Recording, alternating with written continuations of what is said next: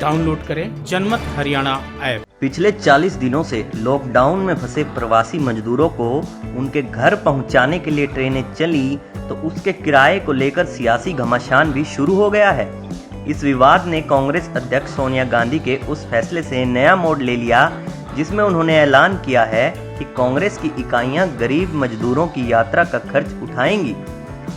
इसके जवाब में बीजेपी ने 85% खर्च रेलवे द्वारा उठाए जाने की बात को दोहराया है और मांग की है कि कांग्रेस शासित राज्य सरकारें बाकी 15% का भुगतान अपने खजाने से करें ताकि मजदूरों से कोई पैसा ना लेना पड़े।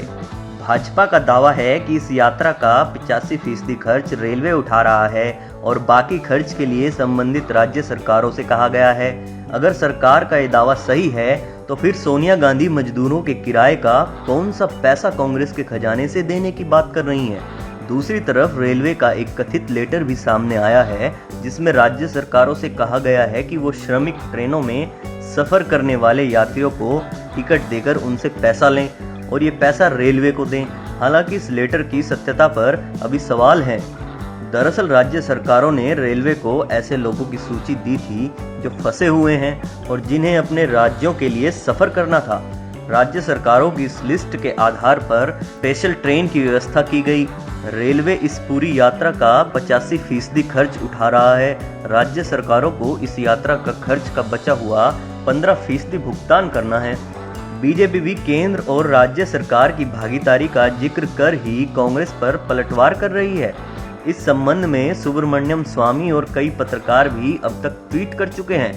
बीजेपी प्रवक्ता संबित पात्रा ने ट्वीट कर कांग्रेस नेता राहुल गांधी को जवाब देते हुए कहा कि किसी भी स्टेशन पर टिकट नहीं बेचे जा रहे हैं। जल्द ही केंद्रीय रेल मंत्री पीयूष गोयल भी इस मामले को लेकर एक प्रेस कॉन्फ्रेंस कर सकते हैं जिसके बाद तस्वीर साफ हो पाएगी।